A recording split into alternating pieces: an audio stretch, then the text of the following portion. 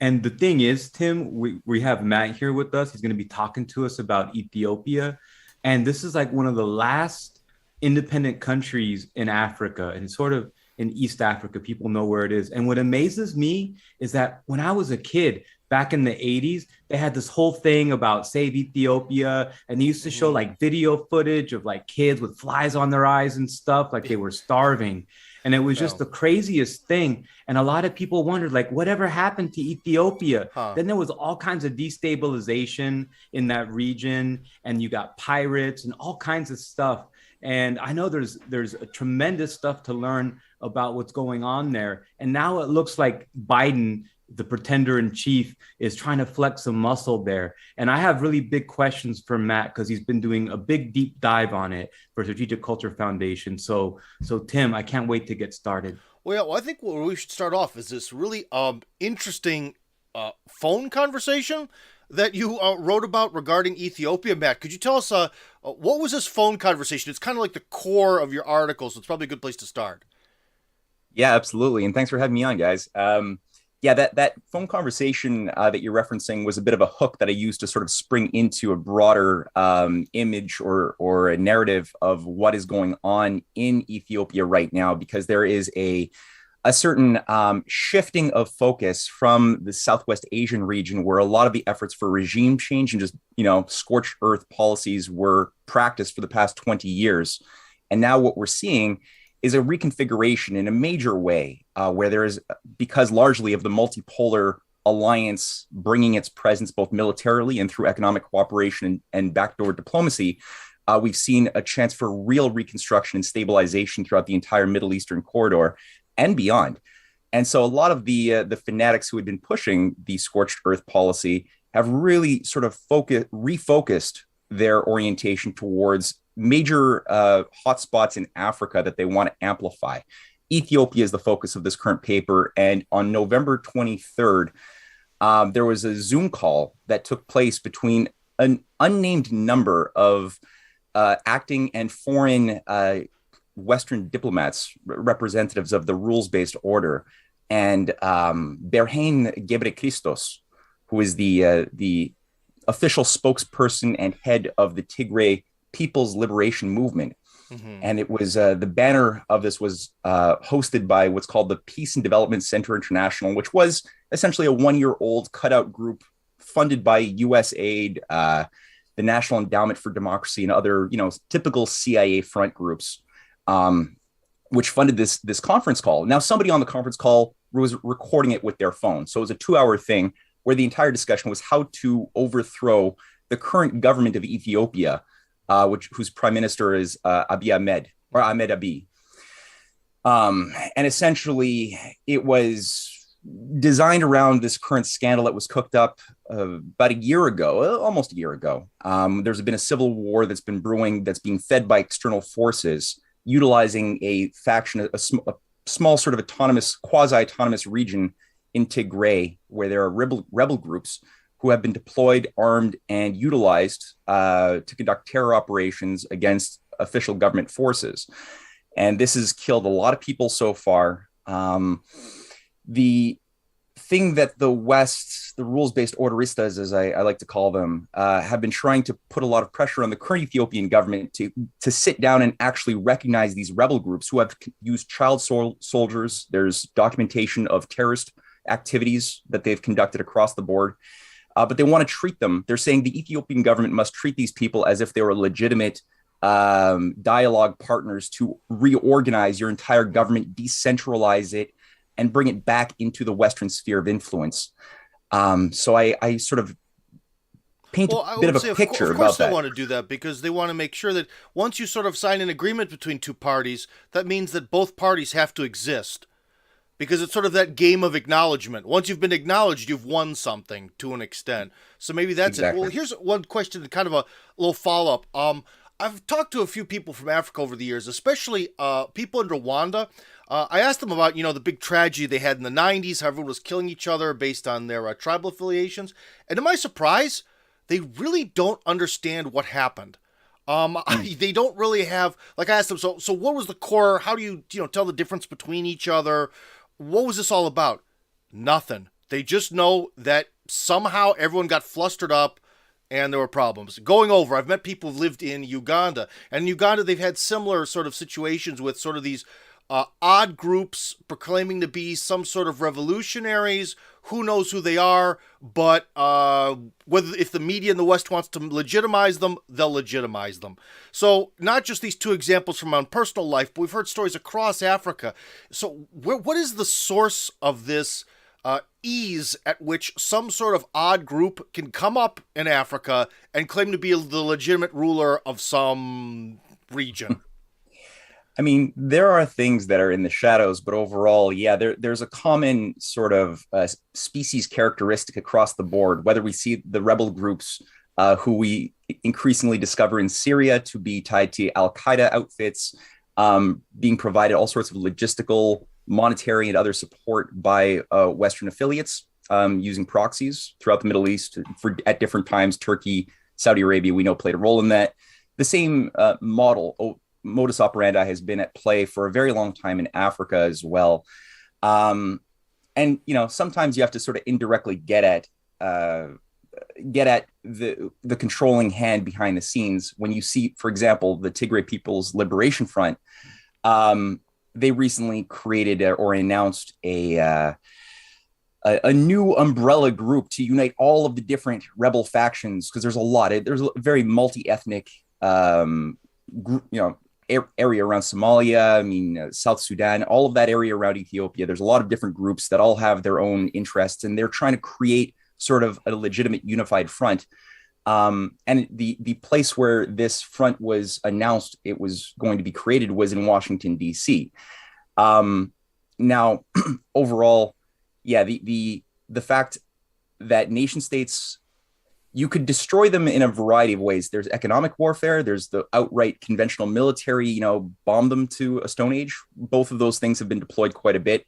But then there's the asymmetrical warfare, which I know you guys have talked a lot about and written a lot about. And I think every one of the viewers here probably knows something about this, where you can utilize color revolutionary activities. So things masquerading as democratic freedom movements, just like, the Mujahideen was created originally as a radical branch of jihadists in Afghanistan in the 1980s by Zbigniew Brzezinski. This is what Al-Qaeda grew out of. And you sell it to the Western credulous population as being rebel fighters fighting against authoritarianism for freedom. But in reality, these are the worst of the worst elements of human society who are being, given unlimited amounts of support to destabilize the government from within in order to cripple it and then reabsorb it back into the rules-based order or whatever type of system of empire you want. Mm-hmm. So, that's the thing. And I was told as well, I was supporting a kid for $1 a day as well, watching World Vision programs when I was a kid, and always wondering, why is it that these places are so, with all of the wealth we have and technology in the world, why is it that there are these kids with flies in their eyes and such poverty and chaos and warfare? Why is there no solution? And adults, whether teachers or my family members, never had an answer.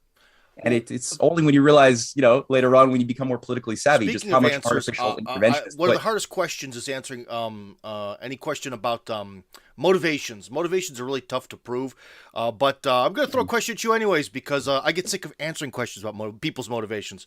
So these rebels, right, are they the kind of useful, like the leadership, not the grunts, the actual sort of organizing leadership layer? Are they sort of useful idiots, or do they sort of see this as, yeah, the West is going to get this, this, and this, but we're going to get the money. I'm going to take the sort of official throne. I'm going to get a ton of money out of this. Are they just, or do they have some sort of principles they actually believe in, and they're just looking for any financier? What is their inner motivation? What are they doing? Well, if you're asking about people like Berhane Gebrekristos, who's the head of the Tigray's People Liberation Movement and their official sort of army outfit, I don't think he's in any way an honest player. He's the former foreign minister of Ethiopia for about 2 years, back in 2008 to 10. And no, I think he himself doesn't really care very much about Ethiopia as a whole, its welfare or anything. I think he's primarily in it for himself, and probably certain promises to have a lot of political power as the de facto or the new head replacing the ousted Prime Minister Abiy.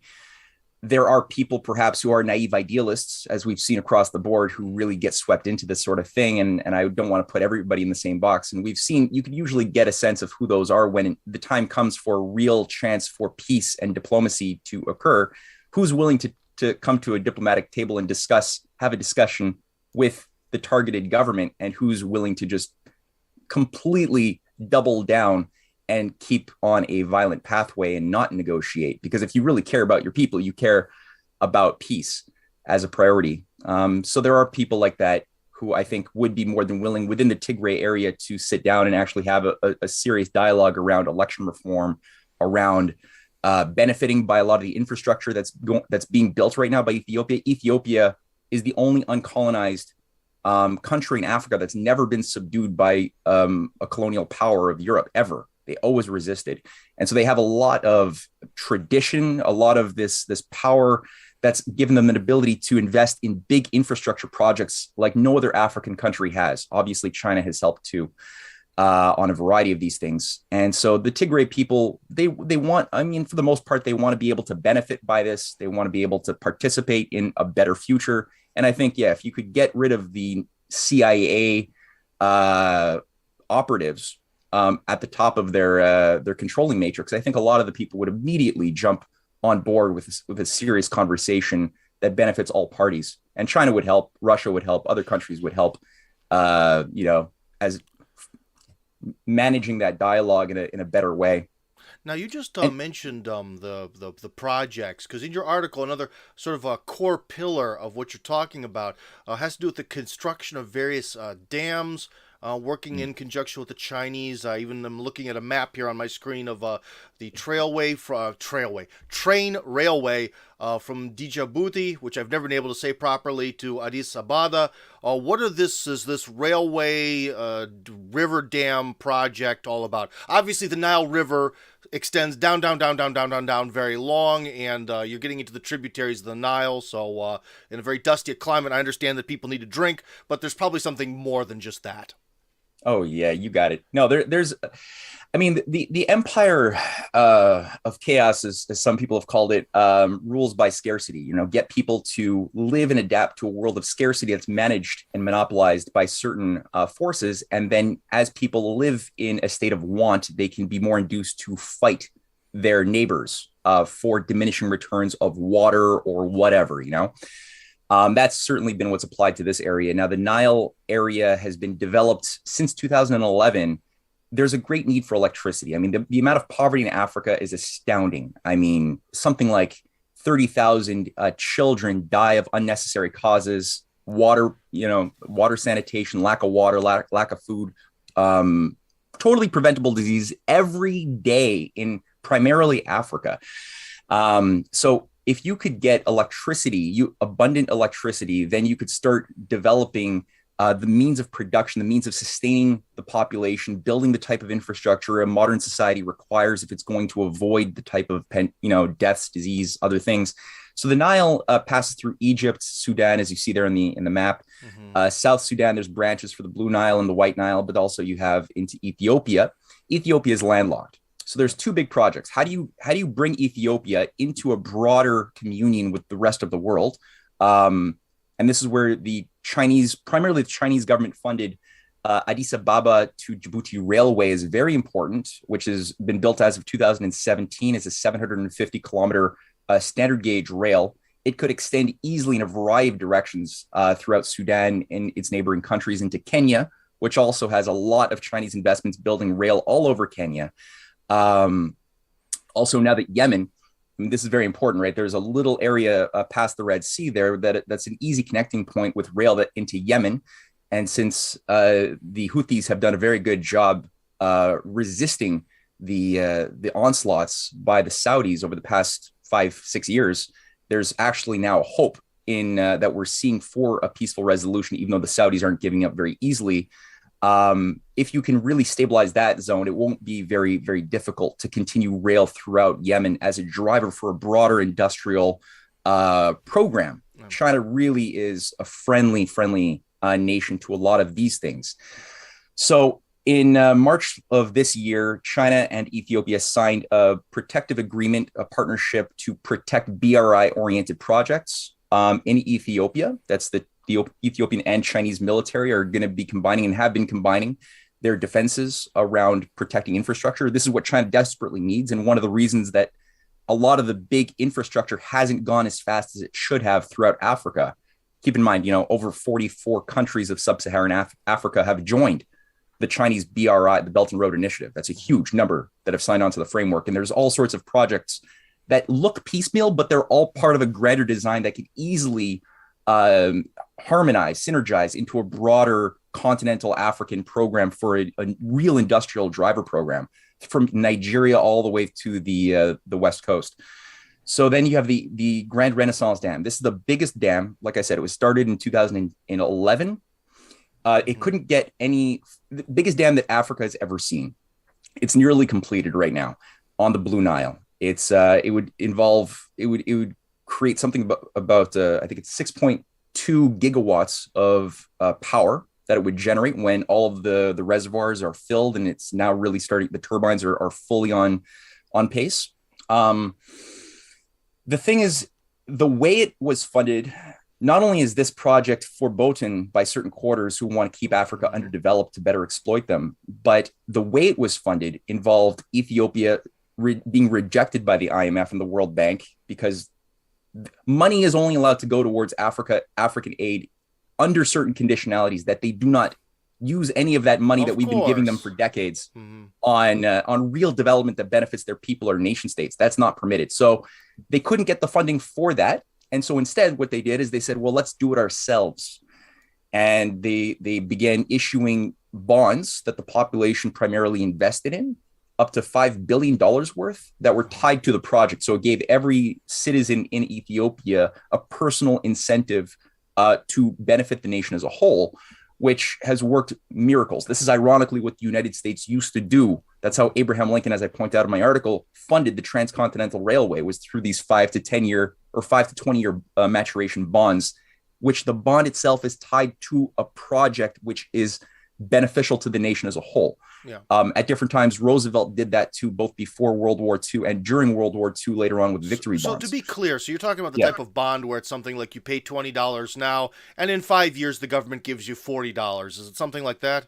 Exactly. Okay. Yeah, you get a reasonable maturation, reasonable interest, but it's tied to a project. It's not just whatever, and it's the project itself, because there are certain types of projects that will increase their what are called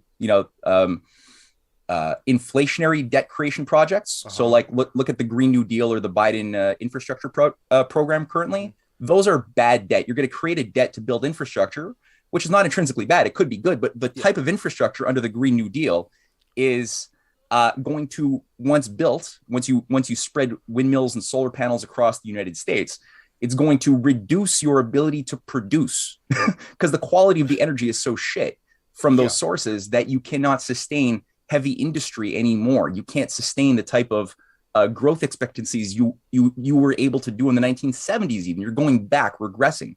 So you're taking out debt, which is going to be infinitely worse in the future, regardless of the momentary speculative paybacks. And that's why branding is important, because they were like, what could we call this? Oh yeah, Green New Deal. Well, for everyone in the Democrat Party, they all agree the New Deal worked, so we'll just slap green on it and everyone will vote for it. Everything is about the branding.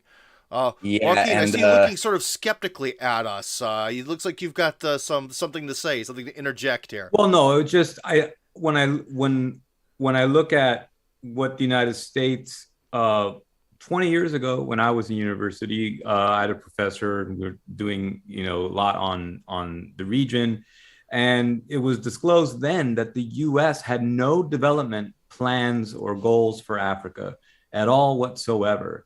So that's fine. I mean, the U.S. doesn't owe anybody to have development plans, but why then would they want to stop other countries from investing in certain regions of Africa? I mean, it's one thing to say we have no interest, but then why would your interest be in subverting developmental plans that might come from all, other places? In this case, we're talking about China. And I think that becomes a difficult issue sometimes for Americans, especially to understand, because many Americans do not want to lose their jobs to Chinese manufacturing because the arrangement has been so bad. So they don't understand necessarily that other countries have been inviting Chinese interests in because other countries have actually created obstacles to development. And that's, so it's really not the same thing.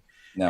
And my question for Matt then is, when you look at what the deep state in the US is doing to stoke tensions in Ethiopia, are these along ethnic or tribal or these types of historic ethnic lines? I know that when the British Empire and some of the French powers in colonial Africa, they made these countries intentionally to lump different antagonistic groups together in a single, country, as we call it, in order to make them manageable, if you will, in order so they could play divide and conquer. Do we see any of that in the region, in particular in Ethiopia? I'm not going to comment so much on that direct answer, but what I do know is you're totally right. And, we brought up the Rwandan massacre as one example. The Hutus and the Tutsis, I mean, these are people who have everything in common, but there's these different tribal differences. And the Tutsis were always a minority group. I think it was like 10% of the whole. And during the time of empire, they were consciously, the minority group was brought into an elitist position, a managerial position as a higher caste above the majority Hutus by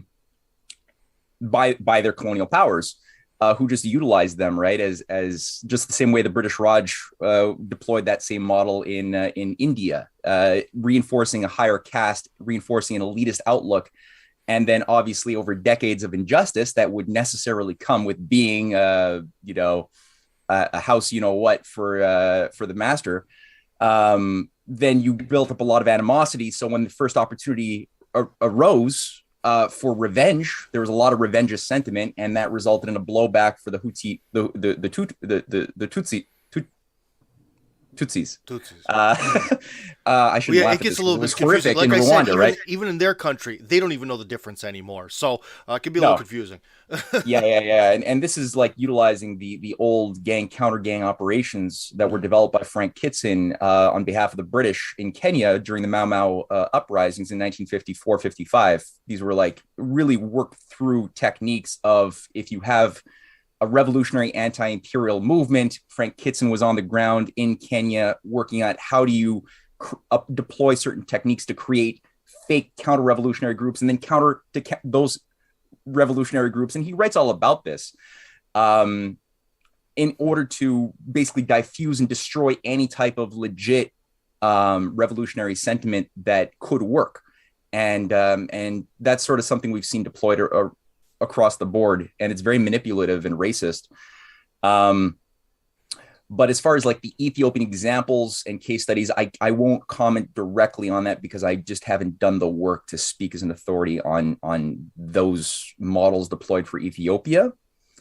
The one thing though on the issue, because we were talking about the Grand Renaissance Dam, and there's the point that I wanted to just hit at, is that this is what is really being targeted in a variety of ways. Because if you build, unlike the Green New Deal, the real type of New Deal projects, which this Grand Renaissance Dam is, and in a literal way, this program, there's another picture if you scroll, I think, up a little bit, or is it down? Yeah, or there it is, right. That's the big one right there, that big yellow one.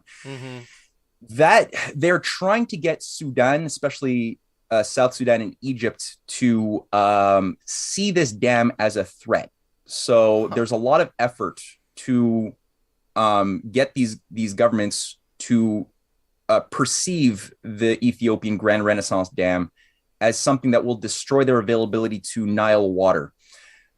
This is not true because the dam itself will not be used for agriculture or even drinking in this case. That's not why the dam is being used. It's specifically and only for electricity generation. So that water is going to continue, just feed right back into the Nile source and continue to go upriver into Egypt and Sudan. But could you tell us where, sorry, Sue, but could you tell us where, if you know, on this map, the rebel group has their base of support? In the north, on the border of Eritrea. And are there now would they have support or unofficially from Eritrean security agencies, or are they going back and forth across the border, or do we know at this point? There is very porous borders, and there are groups from Sudan, from Eritrea, who are all sort of being locked together under this umbrella group of the United Front of Ethiopians and Federalist and Confederate Forces that was set up in Washington. They're not really. I don't think, from what I've read so far, most of these groups who are part of the list, and there's like 20 of these groups. Most of them are not really playing a very big role in much. They have certain representatives who sign their group's name onto the list to give it legitimacy on behalf of certain, whatever it was, bribes or threats by Western interests. The primary group, though, is the Tigray People's Defense Forces. That is driving a lot of, like, 99% of the heavy lifting is coming from these groups. Which again involves people from a variety of ethnic backgrounds. It's not just Tigray, as you said, and it's messy. So, like I said, it's one of these chaos things that's going to take some time to just sort of shed light on the different chaos of it all. And are Biden's deep state puppet masters, are they looking at directly intervening or increasing support for this? So what are the forms that would take? Well, so far, we primarily have the Biden deep state active official voices are calling for sitting down, putting pressure on the Ethiopian government with the threat of sanctions, the removal of various economic incentives that are really hurting a lot of Ethiopians massively right now, who benefited by certain financial deals with the U.S. That's all been removed. To put pressure on them, to get them to sit down and actually treat the defense forces of Tigray as if they were legit. But then you have people like, what's his name? James Stavridis, the former Supreme Commander of Allied Supreme Commander of NATO, who's still a big, Atlantic Council NATO mouthpiece, who's been writing vociferously for a U.S. military intervention into Ethiopia to stop a new Rwandan genocide type of experience, always portraying the Ethiopian government as if they were the new supervillains of the world. A lot of this is being justified by the old, Tony Blair, Soros, R2P responsibility to protect logic. That's not yet the official voice, but we know that that's the orientation that this thing is going. And when you listen to Berhane Gebrekristos, he's also spoken openly about the need for even possibly a military coup, which he thinks somehow can happen. Now, the thing is, a lot of this is perception. They don't really have a lot of the support, and the Ethiopian people, by and large, are completely not falling for this at all. Either the diaspora internationally, or obviously the people in Ethiopia. There's a very strong sense of the false perception management game being played. So the story being conveyed to Western idiots watching their media, watching CNN or whatever, they're being told that Berhane Gebrekristos and this group is kind of like Juan Guaido or Navalny or the Hong Kong freedom fighters it's only inevitable. It's only a matter of time before they overthrow the big bad government with the help of the US, ideally. But the reality is totally different, right? These are goose eggs. In all cases, Hong Kong or Russia or Venezuela, that the reality is they have no chance of getting what they want. And one thing is, when you look at Ethiopia being between Somalia and Sudan, two regions that are both known for being sort of not in a literal sense, but very anarchic, as in, maybe there's a government somewhere, but they're not going to stop much. So is Ethiopia really a country that would have a solid, powerful government that can really organize things? Or even if they did come in and there was a revolution, would just nothing change, like in Afghanistan, for example? Well, in Ethiopia, like I said, it's just so different because they've been able to maintain independence. And, going back to Haile Selassie, one of the greatest Pan-African leaders, this Grand Renaissance Dam, and I'll circuit back to your question. This Grand Renaissance Dam was actually built under his, or the plans for it were constructed under No his kidding. watch. Oh, Yeah. wow. And actually with the help of JFK's USA, which was a very different creature than the current USA we know of today. They were actually sending teams of engineers on the ground to help survey and build up the plans for the dam. And that was when it was started in the early 60s. Unfortunately, Selassie was ousted in 74. The thing was dustbined, and it was only revived, decades later.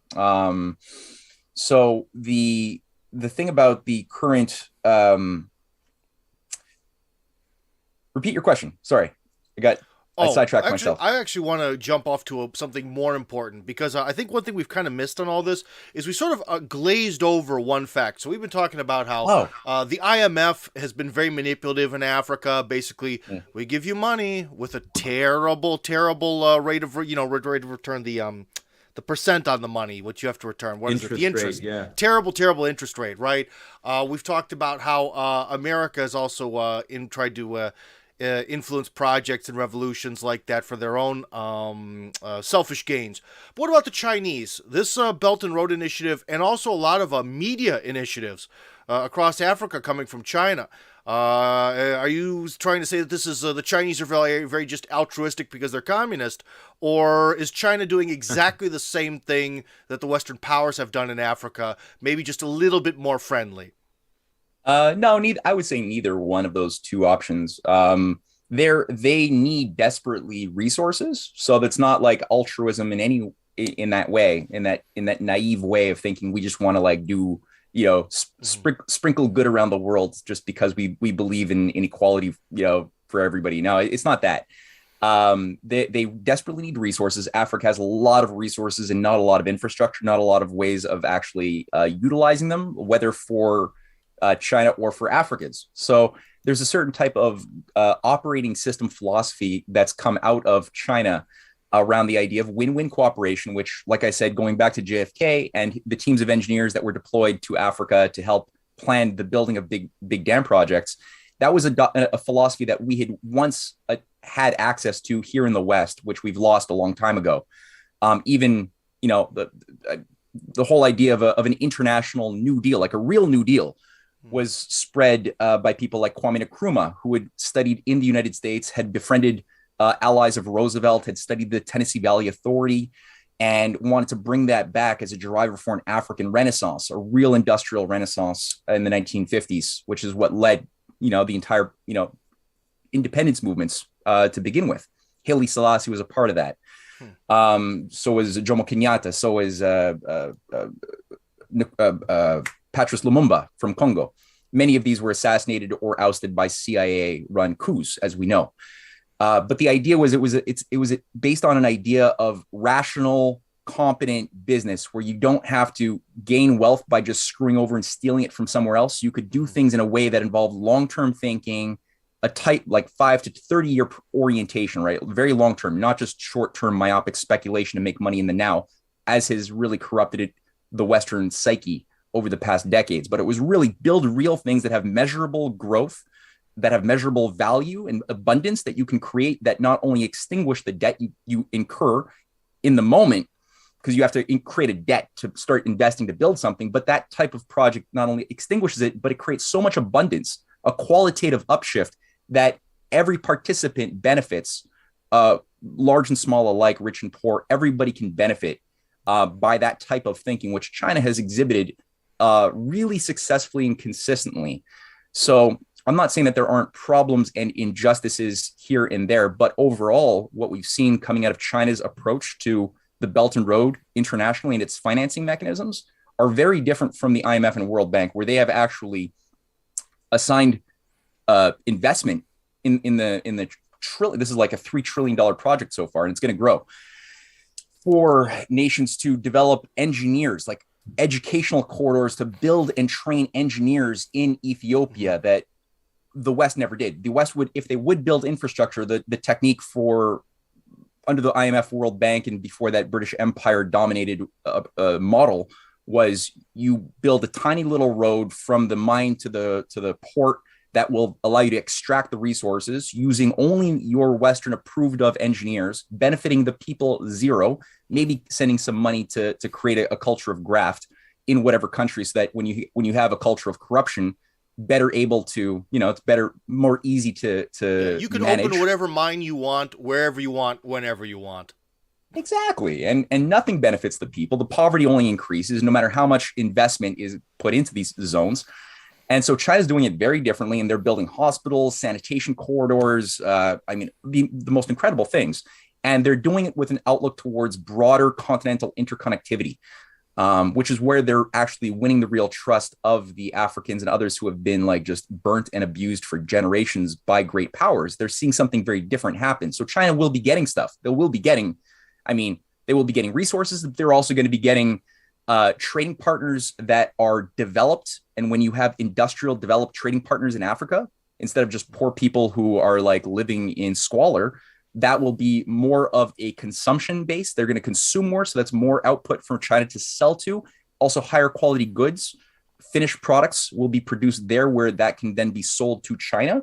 So it's overall just, again, better business, and it's more competent in terms of natural law, as I think of natural law as the law that's built, that we have to adapt to if we're going to have the moral fitness to survive in the universe. There's certain types of economic behavior that involves obedience to justice, in that higher sense of the word, that if you deny it, yeah, you could become an empire for a while, but that thing is going to be destined to collapse under its own folly. It's not sustainable.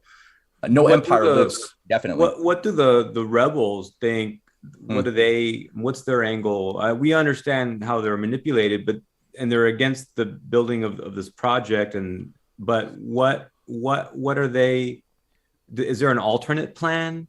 Yeah, I mean, it's pretty much one of these like vacant freedom and democracy, decentralize, liberalize our economy, because the current government of Ahmed Abiy has centralized a lot. They've put him and his new party that he created involved creating a more top-down structure, which makes it easy for Western idiots who love a naive idea of freedom to call it authoritarian. But really, it's important if you have to do battle with an internationally extended deep state, which is highly centralized, you have to yourself have a sovereign nation state that's capable of coordinating activity as an instrument, a weapon in defense of the people and the interests of the nation as a whole. If you have a highly decentralized nation, the way, the West is saying, anybody who's going to be considered one of the good guys invited to our democracy summits, you have to have a certain type of, no protective tariffs, right? And they abuse the term democracy in a way that involves just castrating the power of the nation state to do anything, to coordinate any type of big project. So these people have been sold on an idea of democracy, which is false. They think it's going to give them more power and autonomy to chart out their own destiny. It's a false promise. It's not going to happen. They will be carved up. And just like, we saw similar things. You brought up the example earlier, Tim, of Sudan and the neighbors. Yeah. Look at Sudan, right? In the 1980s, they were 89% finished. One of the biggest canals connecting the White and Blue Nile, called the Jonglei Canal. Mm-hmm. A German firm was building this thing, and it was cutting deep into the soil. Like I said, it was nearly completed, which would have been an industrial driver to end poverty throughout that zone, until a convenient grouping of pro-democracy loving rebels who are anti-authoritarian were reduced to like start a civil war. The thing has been like rotting, collecting just as a dust, a rust thing, being used for target practice by rebels for the next 3 decades. It's still sitting there. Well, no one's going to come and fill it in. So no one's going to no, exactly. And the fact that when President Bashir, up until 2008, 2009, who had been working with Gaddafi, had been working with Mubarak at building a different sort of North African economic zone around Gaddafi's great man-made river project, which was completely transformative, again, with the help of certain Western private corporations that were helping to build this giant project to green big areas of the Sahara and desalinate water from the Mediterranean and bring up water from under the Sahara. That was transformative, and it was being funded by an outside of the IMF sphere of influence, by the local exchanges and currencies of Sudan, Egypt, and primarily Gaddafi at the time was driving that. So President Bashir of Sudan, was immediately targeted by the entire George Soros International Criminal Court crap, saying that he's an authoritarian, he should be tried for genocide. Rebel groups of the Christian-dominated South were empowered by people like Susan Rice, who's back in power again under Team Obama's back under Biden, right? Mm-hmm. And she encouraged the carving up of South Sudan, making it its own separate country to better create conflict between the North and the South. And the Jonglei Canal fell in the South, where it was more guaranteed that it would never be revived, although Bashir wanted to move in that direction. Mm-hmm. Same thing for Mubarak. The whole Arab Spring was launched, ousting him in the wake of Gaddafi's murder. And you had the Muslim Brotherhood, which got right in there. We know the connection to Obama's half brother, who was a big controller of this thing. And it was only when the current government of El-Sisi got in that you started getting a bit of stabilization, but there's still a lot of Western tentacles inside of these zones that are keeping them from creating the type of block of progress that could easily happen, which is why, along with, 2011, that was when Bashar al-Assad in Syria was also advancing his 5C strategy of connecting all of the great 5C water systems around development. A question that might be a little bit too big and a little bit too global, but I kind of want to hear your thoughts on it, because it's not just yourself, but many people. I've heard my entire adult life about how the West has really pushed down on Africa and keeps it down. And in Russia, there are a lot of both reasonable and unreasonable theories as to why Russia is extremely rich, and yet the population is not so rich. And it usually goes to, again, the West, CIA, deep state, and all this. Why does the rest of the world continue to fail to resist these kind of plans that happen over and over and over again? What are people missing? Be it Africa, be it Russia, be it Syria, and so on. So why is it that the West continues to why does it always work? They succeed. They have a very high success rate. Oh. It's sort of like, what is that? Fool me once, shame on you. Fool me twice, shame on me. That kind of logic. Yeah, but Bush said it better. He said, fool me once, shame on you. You could fool me twice. You can't get fooled again. Yeah, fool me, can't get fooled again. Yeah. Let's limit the scope. Why does this keep happening then in the sort of Ethiopia, Sudan, that sort of northeastern desert Africa region? Why? Why do they? Are they unable to resist? That's a big question. I think that from the way I look at it, history is really something which is in the process of still happening, right? And it's like we're living in history, and future historians are going to look back at our time and evaluate the folly or the wisdom that were made by people who chose to be or not be courageous when they needed to be, which is I think the heart of true tragedy is the absence when somebody has the ability and the responsibility to risk their lives for the sake of something bigger than themselves, and they choose not to. They give in to their fear, whatever vice, whatever, and they choose to let the process, with or without their participation, go into a destructive course that it didn't have to go into if they were just bigger people.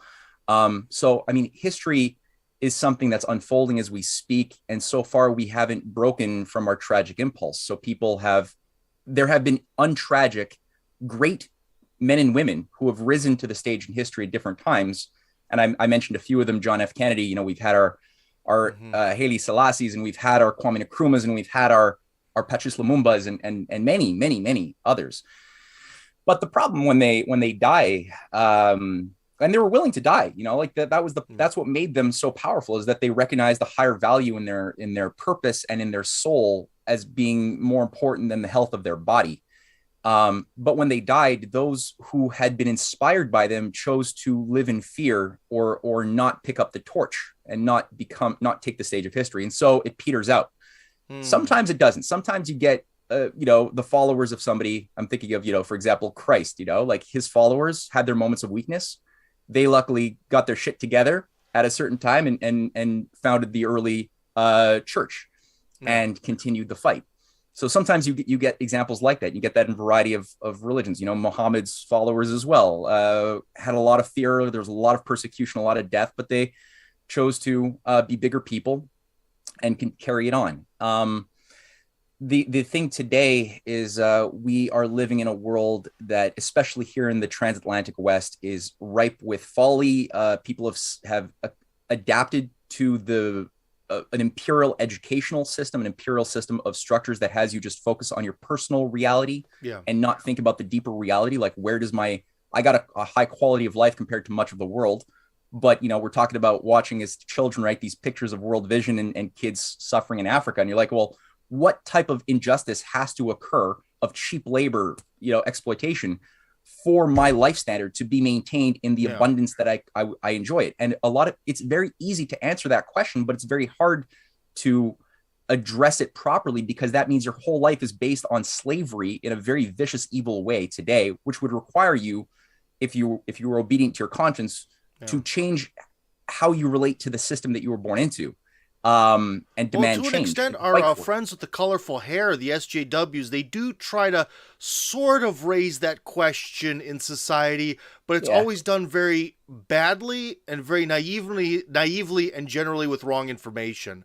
But there is somewhat of a teeny tiny attempt to do that. Well, that's the tragedy between the whole like left-right polarized dichotomization of society, is that the left tend to be very heart-based, feeling-based people, but mentally, like cognitively atrophied to a huge degree. So there's the idea that truth is how I feel.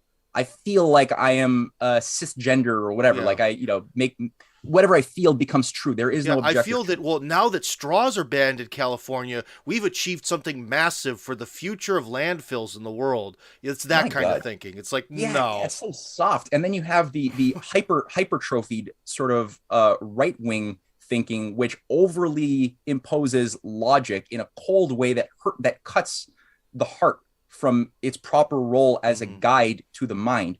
Yeah. And then you got these, let's just universal health care is, that's for socialists. Like, let the poor, if you can't afford it, you don't deserve it or whatever, privatize everything. That's then the strong will survive and the weak will just go their way in a social Darwinian utopia. We'll have to have you back on the program to talk about how, in a lot of ways, that sort of thinking, I recently heard a very interesting set of theories about how, in a lot of ways, those sort of different schools of thought reflect actually our sexuality, which is very interesting. Kind of why the sort of alpha Chad guy is usually a hardcore Republican, and the kind of more beta male guy is definitely on the left. So it's kind of interesting how it lines up. I'm not quite sure if that's true, but we'll talk about that in the future. Sure. But I'd just like to sort of wind down today with one final major question here. About you saying that in your article, you say that there's a danger that this situation could turn into Libya 2.0. Well, on the surface, Libya was different. Libya had a very strong, that central figure, that sort of Haile Selassie super cult of personality kind of figure who got killed, and the can of worms opened, and here comes ISIS and ISIS-like individuals. Why would that scenario play out in Ethiopia?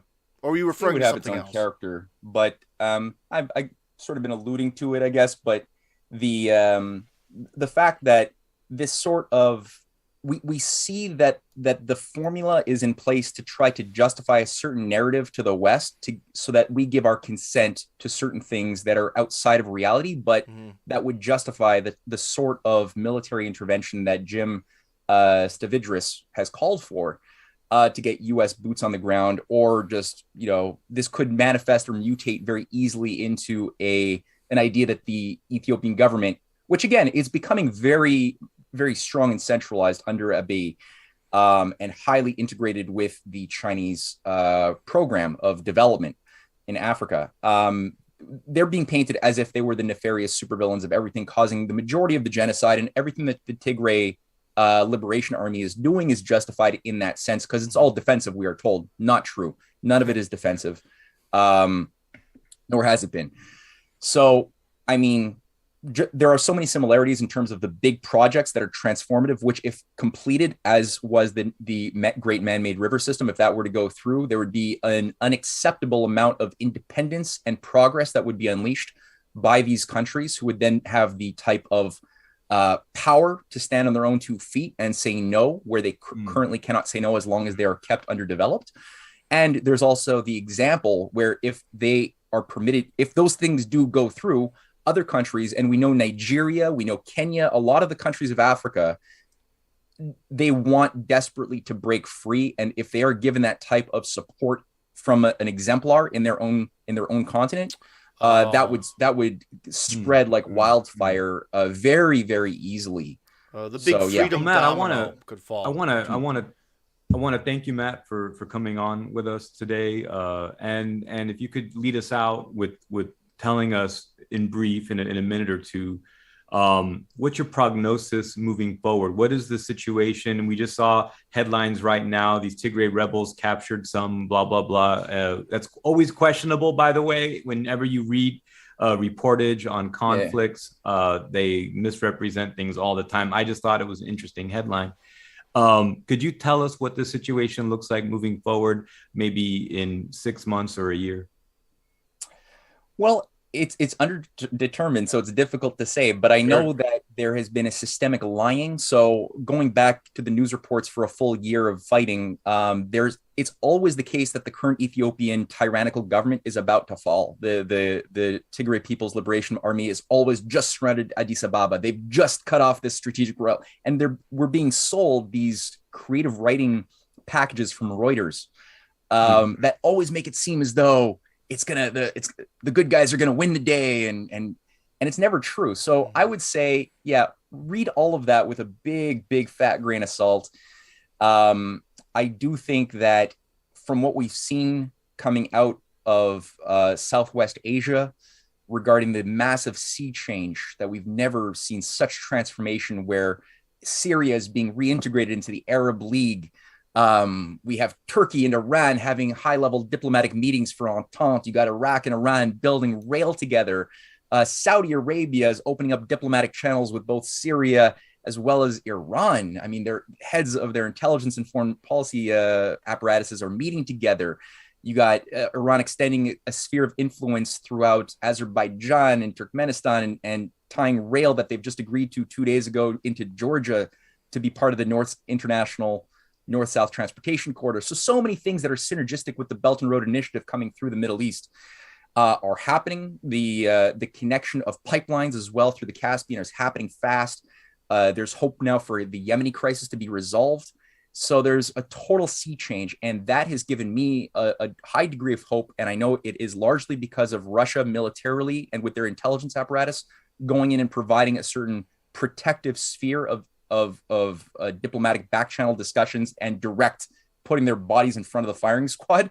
And also China's ability to just invest massively in constructing real things that have real value. This is transformative. So this, as a combined power with Iran as part of that bloc, is creating all sorts of nonlinear changes that would have been impossible 5, 10, or 20 years ago. It would have not happened, couldn't have happened.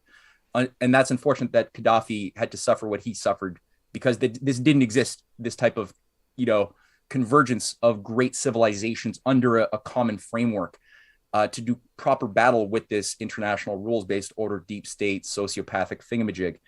I've got great hope that Africa actually has a new set of relationships and potentials now. And going forward, I mean, here in the West, we're sort of locked in a bit of a cuckoo type of logic. And it's not looking great. If you just looked as a Westerner at Western media, you wouldn't have a lot of cause for hope, honestly. So you really have to look with your mind's eye first at the world chemistry first, after which you can situate whatever the hell is going on in your local country, and then have that idea that the only chance we have to avoid here in the West, a total breakdown. I mean, this is going to get messy and bad. Like, we've had it really good up until now, but it's going to get really bad. And the only way that we can avoid a lot of pain is if we harmonize ourselves the way Trump was actually moving in that direction. People might not like that I just said that, but he was. into a harmonized process of cooperation on economic development with the Belt and Road Initiative, with Russia, with other countries, as allies and collaborators, despite our differences. We have to do that. And if we don't, this thing's going to get really ugly. All right. Well, that was a very powerful last word. There are a lot of points I want to jump in on, mostly because I agree and because I'm passionate about the same things. So, Matt, we're going to have you come back on the program maybe in a couple weeks because that was very hopeful. Anyways, Joaquin, Matt, Tim, we'll see you in 1 week's time.